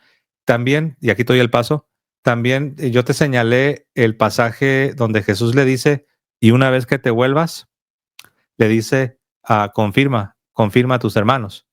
Pero hay uno más. Cuando Jesús lo restaura, y le dice, pastorea mis ovejas, pastorea mis corderos, pastorea mis ovejas. Entonces ahí vemos a Pedro como pastor. Y entonces está muy claro, porque las ovejas de Cristo no solamente eran las de Jerusalén o las de Antioquía. Las ovejas de Cristo son todos. Sí, fíjate que yo no entré en la cuestión de la historia todavía, porque el primer paso, y creo que es el grave problema de los evangélicos al momento de tratar la cuestión del Papa, es aventar todo en un paquete. Primero hay que ver si realmente Pedro tenía esas características, ¿no?, que de alguna manera la Iglesia Católica le adjudica. Y después podríamos pasar a la cuestión de la sucesión y a la cuestión de la historia, que es muy interesante. Yo creo que nunca me plantearía, nunca me pararía enfrente tuyo, conozco tu trabajo, sin haberla analizado la historia. Por eso sería otro tema muy aparte. Fíjate lo interesante que estamos tocando ahorita, la cuestión puramente bíblica. No nos hemos metido todavía en las cuestiones de la historia, porque es un tema muy, muy amplio. Y de hecho, para esto tuve que haber estudiado académicos que de estos canales han recomendado para poder ver también, tener un soporte histórico, ¿no? Ahora, fíjate que lo interesante de las llaves, hermano, es de que ciertamente, y estoy seguro que lo has leído a profundidad, tenía una característica muy particular, que era el dictamen, ¿no? El hecho de reivindicar o simplemente condenar, ¿no? O sea, hay una determinación de parte o como se entendía culturalmente, ¿no?, dentro del contexto cultural de los judíos, ¿no? Por ahí cité al profesor Kinner, ¿no?, que tiene un libro del contexto cultural del Nuevo Testamento y habla también sobre eso. Lo cierto es que el que determina en el concilio es Jacob, ¿no? O sea, da el dictamen, por decirlo así, da la resolución. Entonces, Yo ese pasaje por lo menos yo no puedo ver, y aquí para no entrar otra vez al punto, ¿no? de esta revuelta, no puedo ver esa característica de Pedro como el primero, en el sentido de que aquí como buen maestro, como el que define, ¿no? Al último, el que dictamina, el que da la sentencia, el que da el carpetazo. Yo lo que veo aquí, tampoco no digo que Jacobo sea el papa, ¿no? No sé si es que Jacobo, lo que veo es lo que el protestante te va a decir es, hay una autoridad compartida. Y Pero es que el católico no niega eso, ¿eh? El católico afirma que los apóstoles comparten la autoridad. Lo único que el católico hace es afirmar lo que Cristo instituye. Es decir, autoridad todos tienen. Una autoridad compartida, por supuesto, claro. De hecho, eso simboliza la entrega de las llaves. Pero acá no es una cuestión de que si tienen autoridad o que si comparten autoridad. Acá es una cuestión de que si hay un primer ministro o no hay un primer ministro. Hay un mayordomo o no hay un mayordomo. Por eso te decía que todo se decide en Mateo 16, 18 y 19, donde Cristo le entrega exclusivamente las llaves al mayordomo, al primer ministro, que es Pedro. Entonces, si tú usas hechos para encontrar la institución de este primer ministro, no lo vas a encontrar, te vas a quedar esperando, porque estás buscando en el lugar equivocado. Pero si tú vas a Mateo 16, 18 y 19, entonces sí vas a encontrar el momento de institución donde se está designando a Pedro como primer ministro. Y eso está basado, porque como te venía diciendo, ¿no? Que Cristo es el hijo de David, que se sienta en el trono de David, sobre la casa de David, sobre el reino de David. Es la restauración del reino davídico, del reino de David. Entonces, en Isaías 22, 22, vemos nosotros el reino davídico, vemos al rey, vemos que hay ministros y vemos que hay un primer ministro. Y vemos que el rey le entrega las llaves del reino a Eliakim, que es el que va a ser el nuevo primer ministro. Y ahí vemos la sucesión. Teníamos a Sebna. Sebna era el que estaba ocupando ese oficio, esa posición de honor, pero también autoridad. Si tú me preguntas, José, Sebna y Eliakim en tiempos del Antiguo Testamento en el reino davídico, esa posición que tenían, José, que estaba simbolizada por la entrega de las llaves, ¿era una posición de honor o de autoridad? Y adivina qué te voy a responder. No es lo uno o lo otro, son las dos cosas. ¿Es una posición de honor? Sí, claro, una posición de honor, pero también una posición de autoridad. Y también vemos ahí la sucesión. Quitas a Sebna y después viene alguien y lo sustituye. En este caso, Eliakim. Y a él se le entregan las llaves. ¿Cómo ves? Fíjate que lo que comentas hace sentido, o sea, la referencia en cuanto a la autoridad que tiene, digamos que tiene un paralelismo con el Antiguo Testamento. Pero voy a hacerte una pregunta, ¿no? Sobre esto. Por ejemplo, una de las grandes obras sobre el papado la tiene Eric Ibarra. No sé si lo ubiques, es un apologista católico, me parece que de Estados Unidos. Tiene un libro en inglés que se llama, aquí lo tengo, de papacy, de hecho, el papado. Él comenta, ¿no? En uno de sus artículos, que la cuestión del papado no es algo evidente. ¿A qué se refiere con no es algo evidente desde la postura, desde la historia y desde el punto de vista bíblico? A que no tiene la misma fuerza como por decir que Jesucristo resucitó, ¿no? No está diciendo que el papado no es evidente en el sentido de que no sea verdad, porque él lo declara y de hecho hace por ese libro para poder justificar el papado. Pero lo que él dice muy interesante, Eric Ibarra, es que esas cuestiones no son tan evidentes o no tienen esa evidencia tan explícita como lo tiene la resurrección de Cristo, una doctrina de esa. Y ese es... Una pequeñita aclaración. Él dice eso no sobre el papado, sino que lo dice sobre la jurisdicción universal. Lo dice en general en cuanto a la historia, porque también dirá que tampoco no es tan evidente la Trinidad antes de los concilios, antes de las determinaciones. Él lo dice en sentido general, no solamente lo dice el papado. ¿Tienes la cita? Sí, sí. La puedes leer, no importa que esté en inglés, si la quieres leer. Mira, te lo voy a decir. Si quieres comentar algo en que busco sí, así es. Bueno, Es evidente, porque todos los grupos que, más allá de que han caído en cisma, que vienen de tiempos apostólicos, todos reconocen, no solamente el papado, reconocen la primacía.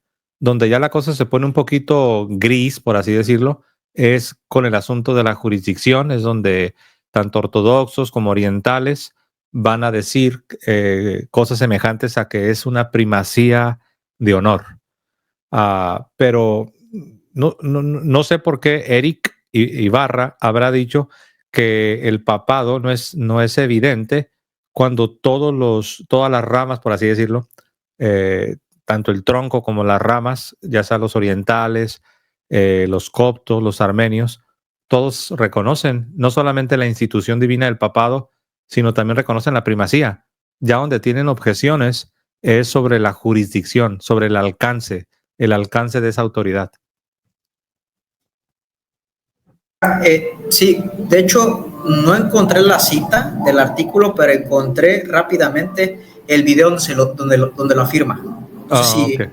No es necesario. Mira, puedo pasar, mira, voy a pasar y les voy a dar el minuto para tu audiencia para que vean que no estoy. No, sí, está bien, no te preocupes, no te preocupes, no es algo esencial para nuestra conversación. Entonces. Pero si quieren la cita la tengo, o sea. Bueno, no la cita, yo tengo el libro también. Tengo el libro de Eric Ibarra y sé que él ha estudiado bastante, pero está bien, como te decía, para nuestra conversación no es algo esencial ahora mismo, ¿no? Pero bueno, yo creo que ha quedado claro que definitivamente Jesús instituye a Pedro como este primer ministro, como este mayordomo, y solamente a él entrega las llaves. Entonces, haz de cuenta que como dicen en México, puedes hacer circo, maroma y teatro. No me refiero a ti, sino a cualquier persona. Podemos decir muchas cosas, pero no podemos evadir, no podemos ignorar que únicamente a Pedro le entregó las llaves y no podemos también ignorar o dejar de ver la primacía que tiene Pedro, no solamente en el libro de los Hechos, sino también en los Evangelios. Como te dije, Cristo le dijo: cuando tú te vuelvas, tú vas a confirmar a tus hermanos. Cristo le dijo: tú vas a pastorear mis ovejas, tú vas a pastorear a mis corderos. Y los que estudian griego han notado cómo la palabra griega, cuando dice pastorea mis ovejas, pastorea mis corderos, es diferente la palabra. Y en tradición cristiana, en tradición eclesiástica, una palabra griega se refiere a los cristianos que son como los bebés y la otra se refiere a los maduros, que son los líderes. Entonces ahí vemos nosotros que de la boca del verbo de Dios, de la boca de Jesucristo, están saliendo esas palabras. Hey, tú vas a pastorear a mis ovejitas, tú vas a pastorear a las más maduras también, los corderos y las ovejas, ¿no? Sí, mira, yo creo que más que nada, mi conclusión sería esta, ¿no? El hecho de que esa cuestión de las llaves, esa declaración, se da el cumplimiento en la manifestación del Pentecostés, ¿no? Del Espíritu Santo, ¿no? Ahí es como digamos, la interpretación más coherente que ha dado el protestante o el protestantismo de acuerdo a esos pasajes, ¿no? El cumplimiento. Y obviamente ese cumplimiento no quiero decir que se agota, ¿no? Pero que de ahí se desprende, digamos, el hecho de que los discípulos puedan tener también la misma autoridad, ¿no?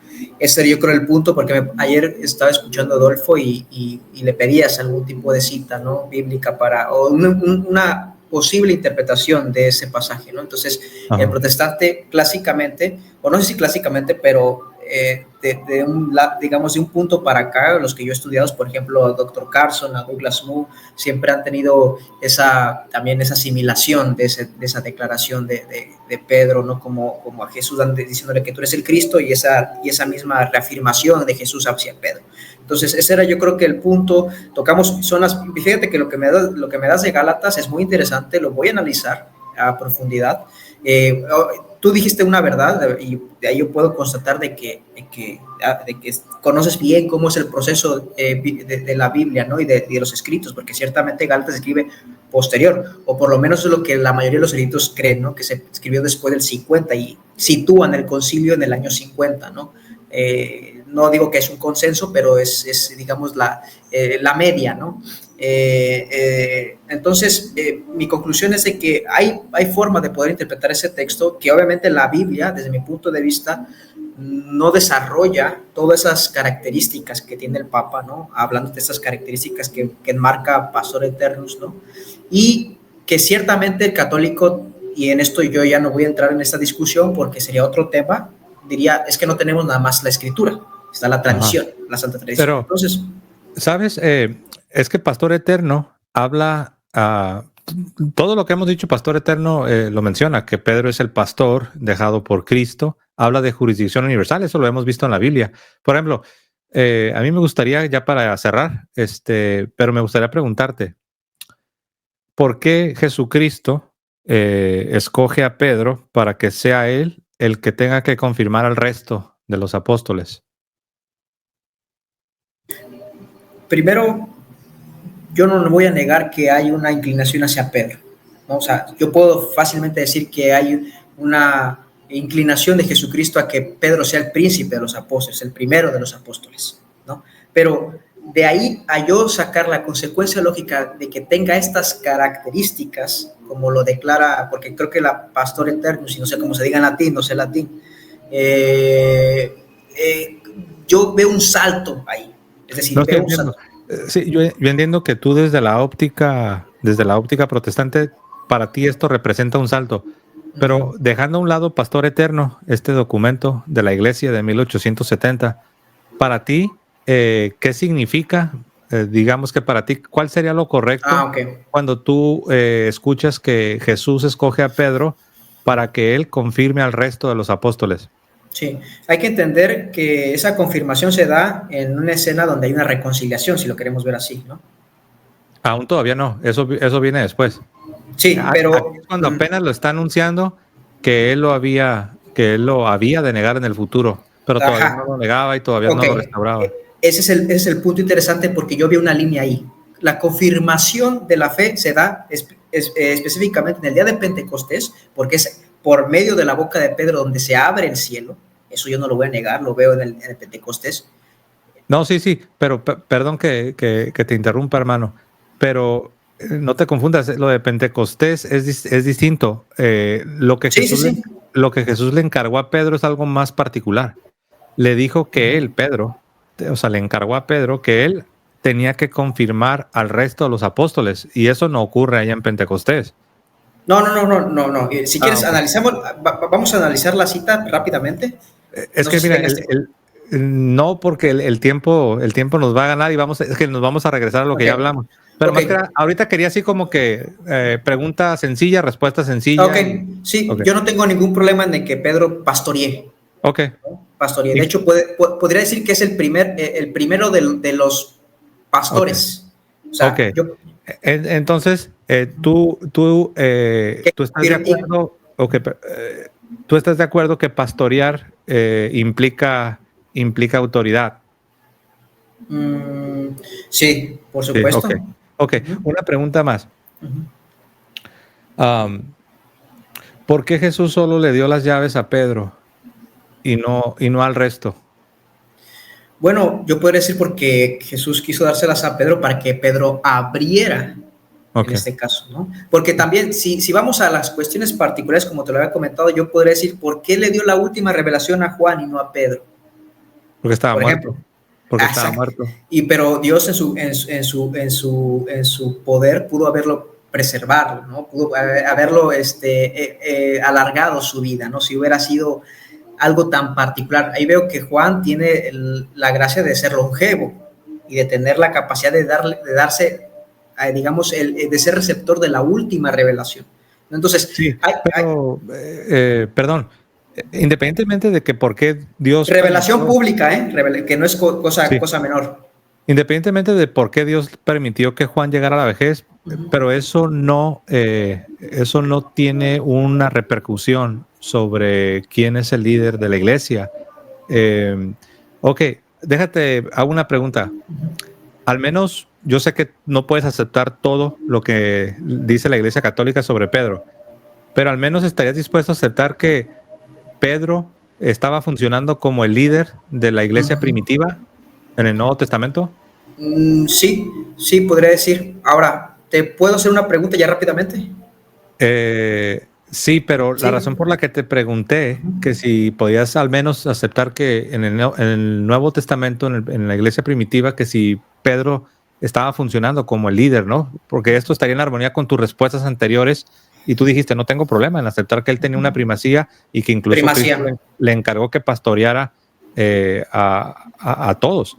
Ok, entonces mira, yo me imagino que si tú aceptas que Pedro estaba funcionando como líder en la iglesia del Nuevo Testamento, esto se entiende que era algo necesario. Jesús no lo hizo solamente nomás porque se le antojó, sino porque era necesario que Pedro funcionara en esta capacidad de pastor o de líder en la iglesia neotestamentaria. ¿Estarías hasta ahí más o menos vamos? Yo sé que... Sí. Ok. A ver, Ahora, cierro con esta pregunta y aquí ya te doy paso. Ok. Entonces, si podemos aceptar que Pedro funcionaba como el líder de la iglesia neotestamentaria y podemos inferir que esto sucedió así porque Cristo así lo creyó conveniente, porque era necesario. Ahora, esa es la pregunta. ¿Qué te hace pensar que este tipo de liderazgo petrino fue necesario en la iglesia neotestamentaria y que Cristo así lo designó, pero que ya no es necesario para el tiempo en el que estamos viviendo? Me refiero a un liderazgo como el que Cristo le dio a Pedro para la iglesia neotestamentaria. ¿Por qué es necesario un líder para la iglesia neotestamentaria, pero ya no lo sería para la iglesia de nuestros tiempos? Ok, te pregunto rápidamente para yo también empezar, digamos, a desarrollar rápidamente. ¿Podríamos decir que un líder puede ser sinónimo del primero, de una primacía? ¿Podríamos hacerlo como sinónimo? Al menos en el sentido de gobierno, sí. Si no nadie sería líder, sí, claro. Okay. Y podemos decir que lógicamente, no desde el prisma de lo que considera el católico, el protestante, no desde la cosmovisión cristiana, lógicamente es posible un primado de honor, sin necesidad de un primado de jurisdicción, lógicamente. O sea, que no... En el contexto de ser un pastor... No. Lógicamente, no me estoy refiriendo a... Sí, pero estamos hablando hablando del gobierno de la iglesia, ¿no? Sí, y estamos hablando de Pedro, ¿no? Sí, yo solamente quiero... Es que sí, tenemos que ir de lo general a lo particular. Sí, pero para hilar fino, ¿no? Para hilar fino. Entonces, en este contexto eclesiástico de Pedro, sí, claro, él tenía una primacía de honor. Sí, ajá, pero lógicamente, digamos, para yo poder desarrollar, lógicamente es posible una primacía de honor sin que haya necesariamente un primero jurisdiccionalmente hablando. No en el caso del oficio eclesiástico de primer ministro, no en este caso. Pero lógicamente, o sea, fuera del excluyendo el caso de la iglesia.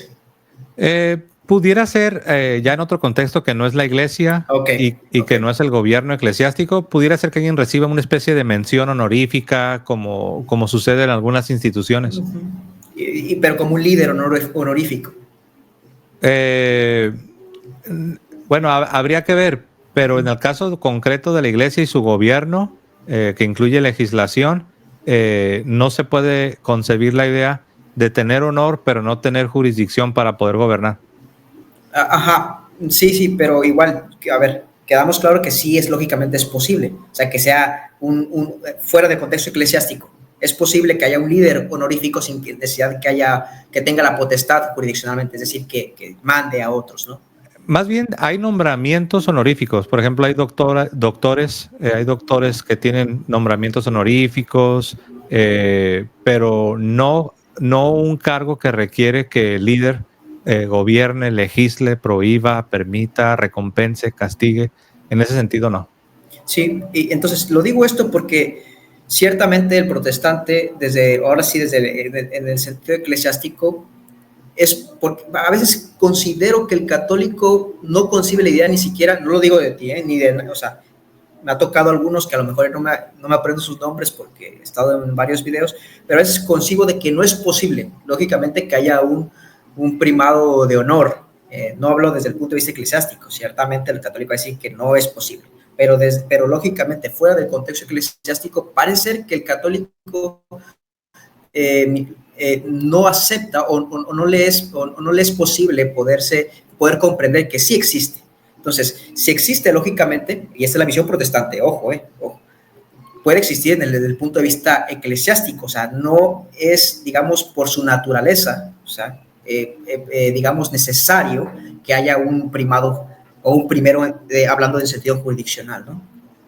Sí, como lo señalé, cuando se trata de gobierno, ya sea gobierno eclesiástico o gobierno secular, no se puede aceptar, no se puede concebir que un presidente, que un gobernador tenga honor y no tenga facultades para legislar. No se puede, y menos en el contexto de la iglesia. Ok, pero no me respondiste mi pregunta. Mi pregunta, porque ya habíamos llegado a un acuerdo donde tú decías que sí, tú puedes ver que Pedro funcionaba como el líder de la iglesia neotestamentaria. Y yo te dije que tú y yo podemos inferir que la razón por la que él estaba como el líder de la iglesia neotestamentaria es porque Cristo así lo creyó conveniente. Y yo te preguntaba que cómo es posible que podamos reconocer que Cristo instituye a un líder sobre la iglesia neotestamentaria porque era necesario y era conveniente, pero pensar que la iglesia en nuestros tiempos ya no tiene esa necesidad de un líder como lo fue Pedro en la iglesia neotestamentaria. Ok. Fíjate que los eventos, desde el punto de vista bíblico, para mí son muy importantes. La consecuencia, de hecho, del evento, porque otra vez, es que si yo me salgo de mi paradigma, pues ya no fuera protestante, ¿no? Ese evento de darle las llaves, yo lo veo cumplido en el Pentecostés. Y esa consecuencia de ese evento, donde Pedro obtiene, por decirlo así, un carácter de líder honorífico. De hecho, históricamente siempre se ha dicho de la sede de Roma, dentro de los padres de la iglesia, padres apostólicos, sedes de Pedro y de Pablo, ¿no? O sea, siempre ha sido referencia a eso, es muy consciente. Entonces, ahí lo que yo puedo ver es que su liderazgo honorífico es una consecuencia principalmente por el hecho de que él inauguró la iglesia en ese momento de Pentecostés, ¿no? Esa es mi visión, ese es el trasfondo de lo que yo le doy. O sea, que no es de que en ese momento se le dio liderazgo a Pedro honorífico, sino que es en el momento de Pentecostés, la consecuencia natural es que se le otorga ese liderazgo honorífico. Pero sí te fijas que mi pregunta no tiene que ver sobre el momento en el que fue instituido líder, ni cómo lo ejerció. Mi pregunta no tiene nada que ver ni cuándo fue instituido, ni cómo ejerció exactamente ese liderazgo. Mi pregunta tiene que ver que cómo es que tú puedes aceptar que la iglesia neotestamentaria tenía un líder como lo era Pedro por institución de Jesucristo, y se puede inferir que esto sucedió porque era conveniente y era necesario, pero al mismo tiempo no puedes darte cuenta que la iglesia del día de hoy también está en la misma necesidad que estaba la iglesia neotestamentaria, que también requiere de un líder. Ok. ¿Lo aceptas? O sea, en otras palabras, mira, para hablar así de una manera más entendible, es que tú prácticamente aceptas a un papa, pero solamente aceptas a un papa para la iglesia neotestamentaria. No. Pero ya para la iglesia subsecuente hasta nuestros días, es como que si ya no, lo que sí ves en el Nuevo Testamento, ya no lo ves para el resto de la iglesia. Ya te entendí. No, de hecho, para ser consistentes, yo diría que incluso el obispo de Roma, históricamente y actualmente, es un líder honorífico de la iglesia de Cristo. O sea, ahí soy consistente. Veo en el Nuevo Testamento eso, veo en el Papa actualmente eso. O sea, eso tampoco no implica. Honorífico, pero ¿por qué no una primacía de jurisdicción? O sea, que pueda gobernar y legislar, que pueda emitir leyes. Porque no creo que Pedro se le haya encomendado exclusivamente esa actividad a él o esa facultad. Ok, entonces el Papa que tú reconoces en Pedro, al menos para la iglesia neotestamentaria, entonces él no tenía facultades para gobernar la iglesia, no tenía jurisdicción. Sí, pero su jurisdicción no estaba por encima de las jurisdicciones o del apostolado de otros apóstoles, ¿no? Válgame la redundancia. Entonces, si ese fuera el caso de que la jurisdicción petrina del apóstol Pedro no era universal, entonces, ¿por qué es que todos obedecieron al concilio presidido precisamente por este líder de la iglesia neotestamentaria? Sí, mira, es que otra es remontarnos a la cuestión del concilio, donde yo puedo ver en el concilio un carpetazo de Jacob. Es decir, que él dictamina el concilio. Sí, ¿Me explico? pero nada más te debo decir que no, ten cuidado porque sin darte cuenta te acabas de contradecir. Porque si te fijas que antes de yo hacerte la última pregunta, te hice una serie como de 3 preguntas. Entonces ya habías reconocido que al menos para el tiempo neotestamentario, Pedro era el líder de la iglesia. Pero ahorita ya te regresaste al carpetazo de Jacobo, al carpetazo de Santiago en el libro de los Hechos, capítulo 15. Entonces te estás contradiciendo. Entonces yo aquí no lo voy a hacer porque no estamos así como en un debate, ¿no? Pero yo pudiera decirte, ponte de acuerdo, o Pedro era el líder de la iglesia neotestamentaria o le dieron un carpetazo allá en Hechos, capítulo 15, ¿no? El católico acepta que Santiago participó y su participación era de suma importancia por las razones que ya hablamos, pero el que presidió el concilio y el que recibió la asignación como el primer ministro no fue Santiago, no fue Jacobo, fue Pedro. Entonces, tú ya habías aceptado que el líder de la iglesia neotestamentaria era Pedro. Entonces, el Pedro de la Biblia o el líder de la iglesia neotestamentaria tenía jurisdicción. Entonces, a mí me llama la atención que de repente, cuando ya se trata de los sucesores de Pedro, les quitas jurisdicción.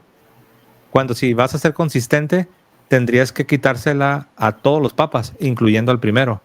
O bien, si quieres ser consistente de la manera histórica, tendrías que regresarle la jurisdicción, no solamente al Pedro de la Biblia, sino también a todos los sucesores de Pedro. En otras palabras, cualquier cosa que tú vengas a aceptar del primer líder de la iglesia, de Pedro, tendrías que estar dispuesto a reconocer las mismas facultades a los sucesores, pero no lo hiciste. Y ahí es donde, a lo que me referí, que te estás contradiciendo. No, yo lo que digo es que el carpetazo lo puede dar Pedro Jacobo. O sea, ese es el punto, porque hay que recordar que la capacidad de Pedro como el Papa, ¿no? Como el primero entre los apóstoles, tiene características muy propias a lo que vemos en Pastor Eternos. Entonces, yo no puedo, yo lo que digo es eso.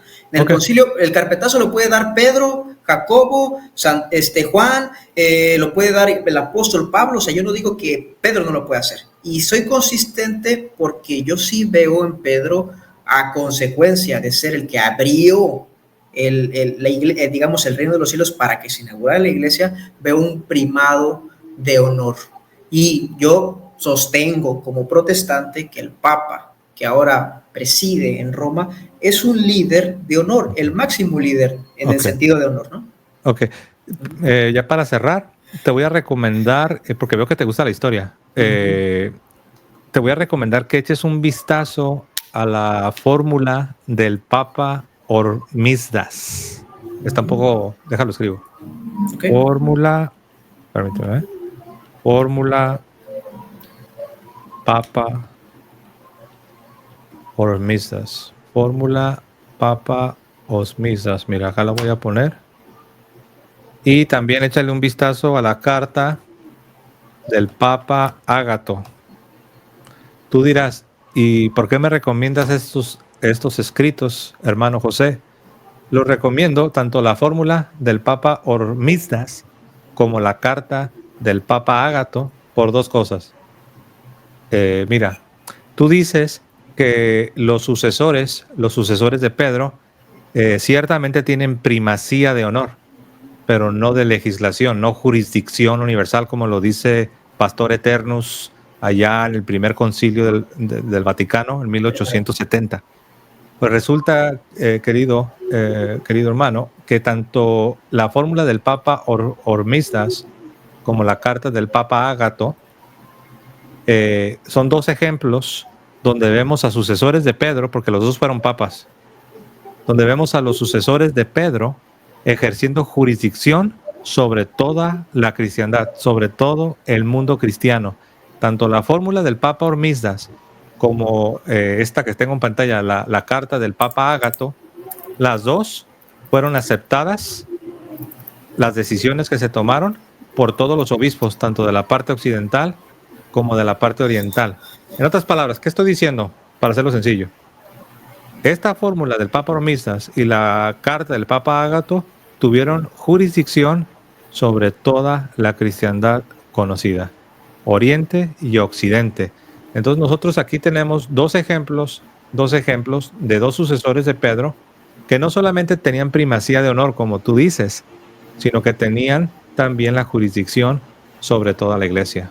Más o menos el año digamos, de esos personajes. Creo que una es del siglo VI y, si no me equivoco, creo que la otra es del siglo VII. Si mi memoria no me falla, estamos hablando del siglo VI, es decir, los 500, y creo que la otra es del siglo VII, de principios de los 600. Hermano José, ¿sabes por qué te lo pregunto? Porque yo voy a afirmar que hay jurisdicción. O sea, históricamente. Hace 3 minutos dijiste que no, que solamente tenían primacía de honor. Ok. Es que, ¿sabes por qué te lo comento? Porque de hecho, para mí fue muy evidente, digamos, eso. El problema aquí es que yo estoy estudiando a profundidad la cuestión histórica prenicea. Ahí es donde yo me estoy enfocando porque yo no puedo negar los hechos. Hay algo que se conoce como, es una teoría, la teoría de acomodación, ¿no? Donde es que el Papa se le dio estas facultades a través de ciertas circunstancias sociales, políticas, etc. Y por eso ahora, es una cuestión ya de manera, digamos, de ver la historia y de poder detectar, es en el periodo histórico, como lo manejan los historiadores, al momento que analizan la historia eclesiástica, siempre es el periodo, ya conocemos de la iglesia primitiva, de la era de los padres apostólicos, padres apologistas, etc. Pero yo me centro en esa época, la prenicea, porque para mí creo que no es tan evidente esa jurisdicción como lo es, obviamente. Yo aquí no discutiría con ningún católico. Es evidente que hay jurisdicción después del Concilio de Nicea de parte del Papa. O sea, habría que yo creo que negarse a ver lo evidente, ¿no? Entonces, si te fijas, ya te mostré que tanto en la Biblia como en la historia, tanto el primer Papa como los sucesores tenían jurisdicción sobre toda la iglesia. Y esos dos ejemplos son clásicos, pero te puedo dar uno más, ya que nos dices que tú te estás enfocando solamente en los papas de antes del concilio de Nicea, o sea, antes del 325. Pues resulta que sí tengo un ejemplo que darte del tiempo de antes de Nicea, el Papa Esteban. Resulta que había una controversia que tenía que ver con el bautismo con San Cipriano de Cartago, a mediados de los 200, allá por el 250 más o menos. Y resulta que estuvo tremenda la controversia. De hecho, Cipriano estuvo en desacuerdo con el Papa y estaban a mandar, iba a decir dame que te doy, pero no estaban peleando, sino que se mandaban cartas y se respondían y estaban ahí. Y al final, Cipriano acepta el veredicto final del Papa, el Papa Esteban. Entonces aquí el Papa Esteban con Cipriano de Cartago es un ejemplo de un Papa preniceno, o sea, un Papa que vivió antes de Nicea, antes del 325, que tuvo una jurisdicción universal. Entonces tienes a Ágato, tienes Hormisdas, tienes Esteban y tienes al mismo Pedro. Todos los ejemplos que hemos visto, todos tienen jurisdicción universal. Para los que no conocen mucho de teología y están escuchando esto, jurisdicción universal significa capacidad o autoridad para gobernar y tomar decisiones que le van a aplicar a toda la cristiandad, a toda la iglesia. Bueno, vamos a dejarlo acá. Yo creo que ahí... Sí, porque con Cipriano meternos es también, porque hay cosas muy interesantes. Yo te veo que te gusta la historia y yo sé que tienes dudas y todo. Sigue cómo vas. Estás estudiando, estás analizando, vas a llegar. Cuenta con mis oraciones. Cuando quieras volver, que traigas algún otro tema, quieres traer algún otro tema a la mesa, con gusto, si puedo, trataré de hacer mi mayor esfuerzo para tratar de ayudar. Y bueno, pues muchas gracias porque fuiste muy respetuoso, más allá de que tenemos diferencias, pero gracias también por tu tiempo y cuenta con mis oraciones y también te pido lo mismo que también pidas por mí, ¿ok? Fue un gusto, gracias. Y de verdad, más allá de que nunca me convierta en católico, espero siempre recibir este espacio para seguir dialogando, ¿no? Porque yo creo que el diálogo a todos enriquece, ¿no? Y ojalá Entonces, que sí, ojalá que sí, porque yo fui 20 años protestante y te lo puedo decir, es algo hermoso. y ¿sabes por qué te lo digo? Por al final ya con esas últimas palabras me despido, porque yo más bien de resistirme he querido ser católico, pero a veces la evidencia no la veo tan convincente. Por eso, ¿no? O sea, yo no soy de los que repelan, yo siempre he querido, digamos, hacerme católico, ¿no? Pero bueno, Una bendiciones. recomendación final, cuando estés en tus oraciones, dile a Dios, dile, si tú quieres que yo sea católico, muéstramelo de una manera indubitable. Solo dile sí, con unas palabras bien sencillas.